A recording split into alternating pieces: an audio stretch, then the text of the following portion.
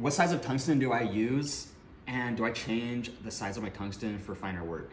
The most common tungsten I use is, I use 3/32 for pretty much most all of my work, and I load it in multiple heads.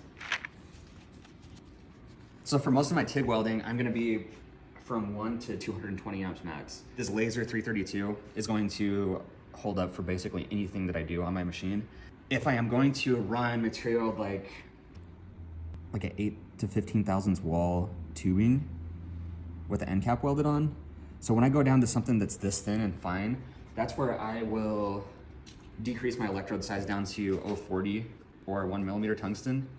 And so these are my fine gauge laser electrodes, and I rarely use these, but if I do, you can see I run a really long tapered tip to fan the arc out so I can get minimum penetration and maximum control.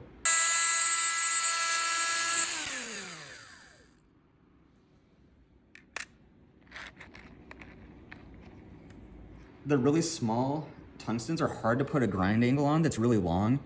And so these, even being 1mm or the 040 tungsten size, putting a long point on it helps really increase the low end capability on this and decrease the intensity of that amperage coming off the electrode.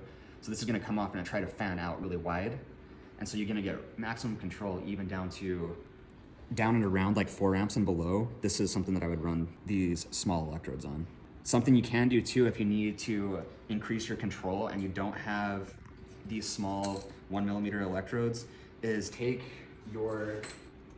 can take a 332 tungsten and you can put a really long taper on it as well. And it's going to elongate that point and get you a more minimum amperage capability.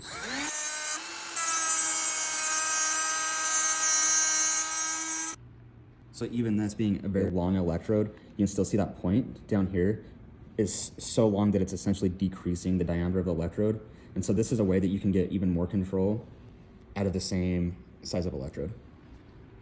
These are the only 2 sizes of tungsten I typically run. If something's going to be above the 200 amp range, typically I'm not going to TIG weld it. That's pretty intense, and I'm just going to find a MIG welder and change the process. But essentially, 332 is my maximum electrode size, given I am running it on a water cooler. And if I'm not running a water cooler, then I'm going to be running my CKM T200, and I'm going to be running that on 110 power input because it's a dual voltage machine, and I'm going to be running it air cooled. And so I'll be limited to about 125 amps where I won't need that larger electrode size.